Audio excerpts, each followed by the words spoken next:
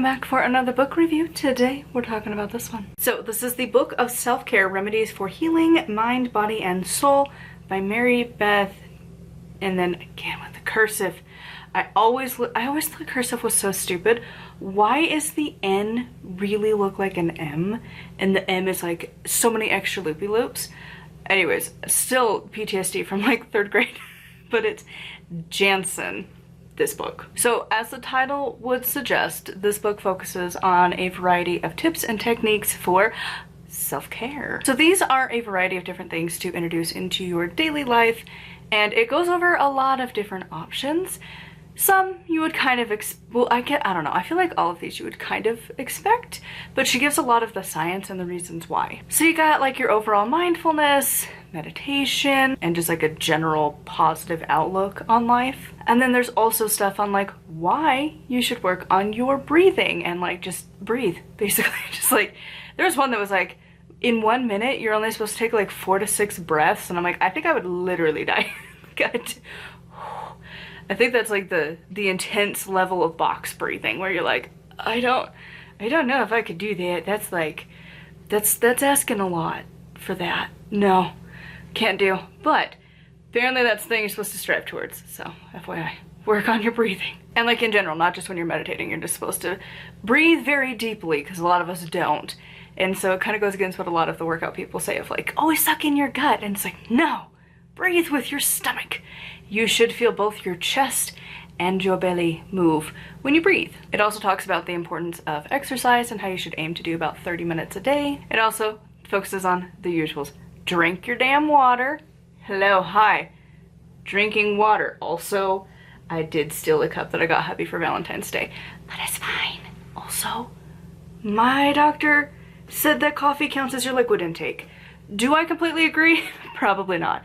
I still feel like you should just have plain old water.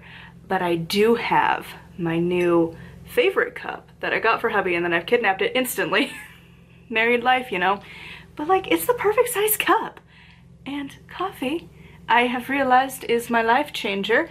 And unfortunately, I did not buy enough of my favorite, so it needs to be like my birthday time so I can go buy it because it's pumpkin spice. And I used to be able to make a bag last like 1.5 years, but I've been doing it every day and now I'm almost out. Anyways, is that the point? No. So drink your actual water and then also just eat healthy and, you know, just the usuals. So I gave this a 4 out of 5. This is one of those books that I think you could find it very helpful if you're in the right mindset. So like me now, I can fully embrace everything the author is recommending and being like, yeah, probably. But, you know, when my anxiety's been really out of control, when I, you know, have been dealing with loss, when I've had my severe depression, I don't know that this book would be like the thing to fix my life. I kind of feel like I would have rebelled a lot from it. So I think you have to be in a place where you're willing to be like, oh, so this is the thing that's gonna fix my life. Okay. And so I feel like sometimes you do just have to do the more like Celtic thing. So said one book I read a while ago from Bridget that was like, the Celts were like, you should feel all of your feelings, honor them all, they are all sacred. And the mindfulness and like more Buddhist input is not that. And so I'm kind of more team you should feel all of your feelings. Maybe don't act on them, but at least feel them, deal with them. And so, you know, if you're in that place, I don't know how helpful this would be necessarily, but when you're in a place where you're like seeking out peace, seeking out change, this is a lot of good stuff to try. It's gonna feel really dumb, not gonna lie. Like, to be honest, when I had a therapist, it's like, you just need to be like mindful and meditate, which didn't include any of the reasons why that are mentioned in this book, which might have helped my brain when you're like, I've already tried that. But if it tells you why and you have all of the science behind it, it kind of helps to be like, fine, I'll try it, versus just do it. I'm still so mad at that guy. But anyways, so yeah, this is one of those where you have to be in that mindset, ready to be like, okay, my anxiety is bad, my mental space is bad, I want to better myself. How do I do it? This book will tell you how. Honestly, I think this book is full of a lot of like the long-term like toolkit things that if you have this into your regular routine, when things happen, you'll be better equipped to deal with it. If you already have routines in place to handle your stress, guess what? When life gets stressful, you can be like, oh my God, this thing I've been working on, that's like, you're training for the marathon, like all of those morning runs, now you have to run a marathon, you're kind of prepared. It's kind of like that, where like, you're still gonna probably hurt. That marathon, if you didn't actually train for the marathon because you didn't know it was coming up, because that's how life goes, it's still gonna hurt. But is it better than if I tried to go run a marathon right now? Yeah, probably. One of the things I really did like about this book is it doesn't really have too much of a religious aspect. Once in a while, you get a little bit of like God's plan and stuff, and you're just like, But then also it'd have like law of attraction and like universe and, you know, Buddhism. Like, it would get different options sometimes, but just sometimes it was a little bit, but it wasn't a lot. And the nice thing is it really focuses on it from like a secular point of view, so that you really don't have to have a religion to do it. It's just stuff that humans in general should probably be doing. I will say one part of this book that did irk me a bit was that she has this whole chapter that I'm like, once again, I just don't exist. We're a small part of the population, I get it, but also, the ace community, we just don't exist. We are the aliens, which I learned since the last video. I think it was just a couple days ago that I talked about it. It's been a while since I recorded it, but yeah, that one, it was, yeah, the Asexualian or something like that. It's the asexual community, but with an alien, because that's how it feels. This author and so many others just forget we exist. I mean, granted, if you're a regular here, you know we exist because I talk about it semi-frequently, but like, seriously, it's so rude to be like, it's this thing that you must have. Everyone has this need within that you must feel, and I'm like, hi.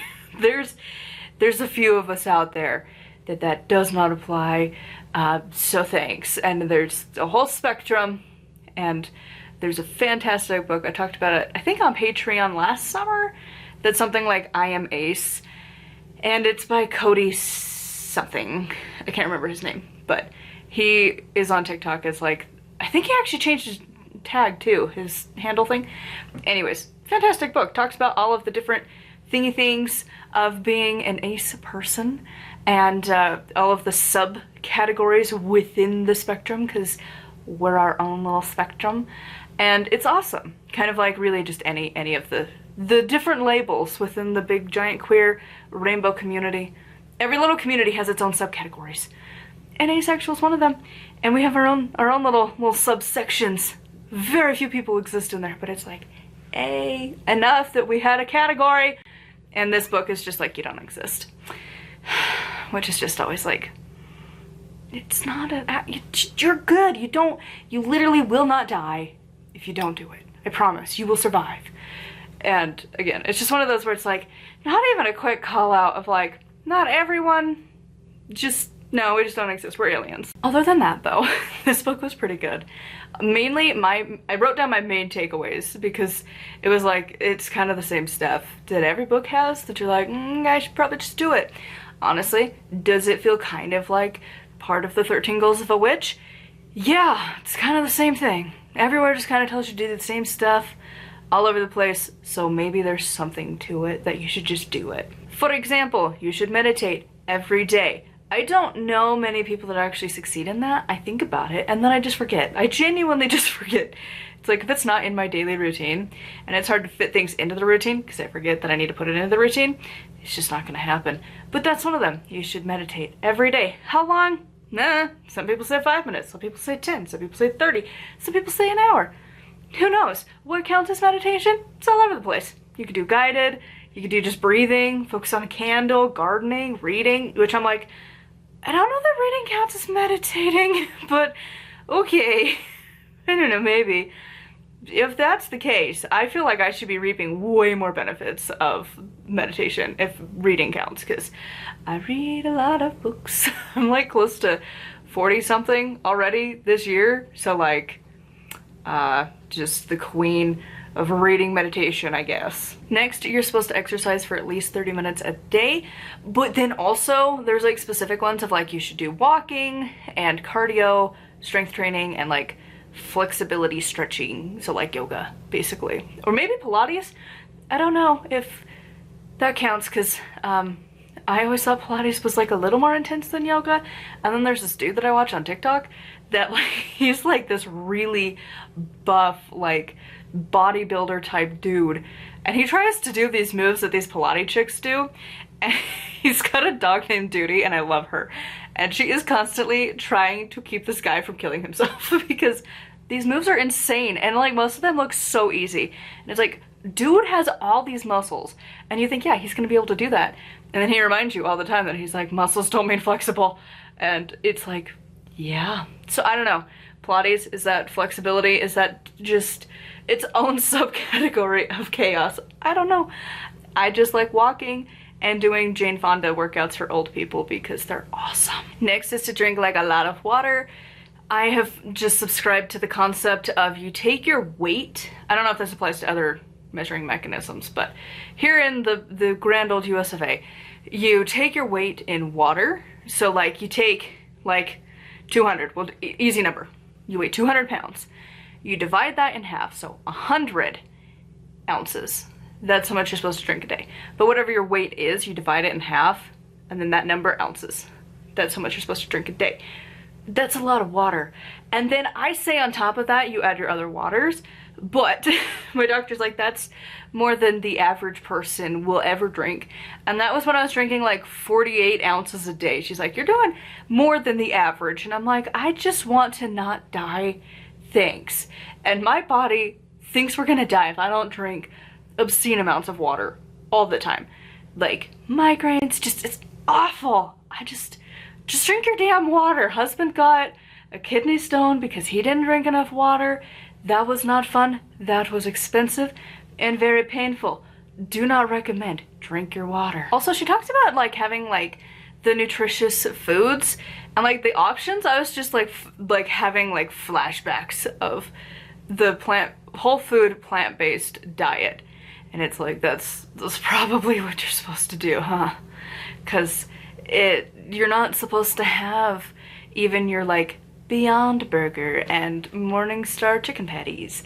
You're supposed to, and not like French fries, you're supposed to like get a potato and cook it and like maybe add a little to it.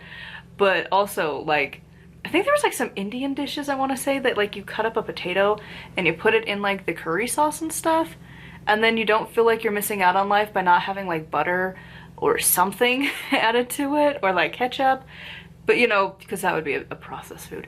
If you've never gone down the rabbit hole of the vegan community and like processed vegans versus the whole food plant-based crazies, because they go down serious rabbit holes of like, you're not allowed anything really. Like they get mad at you for eating the most stupid stuff. Like, you're not allowed to cook anything. If you cook your food, you're killing it. Like, it's a wild community. If you ever are really bored one day, look it up.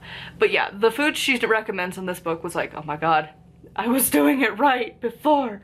Which I'm still like 90% vegan. I don't care that my mac and cheese has milk. I'm sorry, if they would make a vegan one that has high protein and high fiber and easy and didn't taste weird, I'd be cool with that.